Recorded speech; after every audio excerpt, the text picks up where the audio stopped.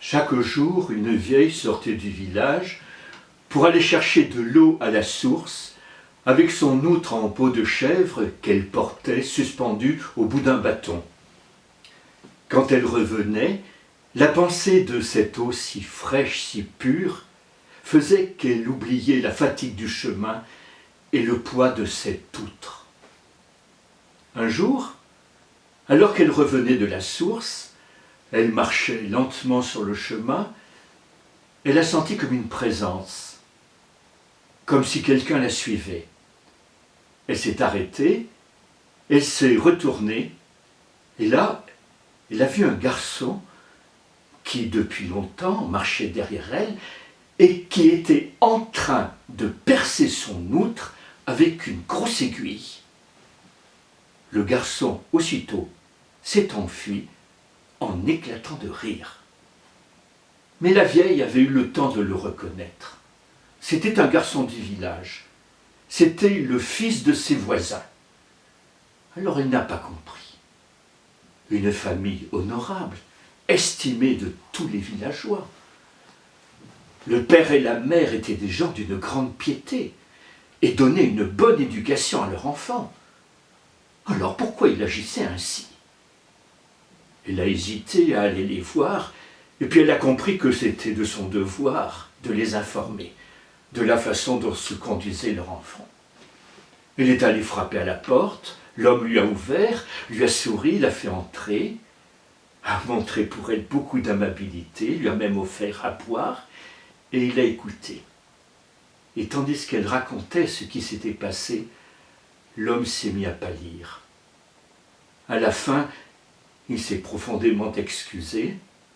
La vieille a eu beau dire « ce n'est peut-être qu'une plaisanterie d'adolescent », l'homme a été très ferme. Je saurais lui parler, lui faire la leçon. Et jamais plus il n'agira de cette manière. Mais quand il s'est retrouvé seul, l'homme a réfléchi, il s'est dit « pourquoi notre fils se conduit de cette manière? Est-ce que ce serait de ma faute? Est-ce que dans mon passé j'aurais commis quelques mauvaises actions qui expliquent son comportement? Mais il a eu beau chercher, il ne voyait pas, il avait toujours mené une vie honnête. Le soir, il en a parlé à son épouse, qui l'a écouté, très choquée, déçue, meurtrie. Elle s'est dit, c'est sans doute de notre faute. Peut-être moi aussi, dans mon passé, j'ai commis quelques péchés, quelques fautes, ce qui expliquerait le comportement de notre fils. Elle a cherché, et puis tout d'un coup, elle s'est dit, ça y est, je crois, tu as raison, je crois que c'est moi qui suis coupable.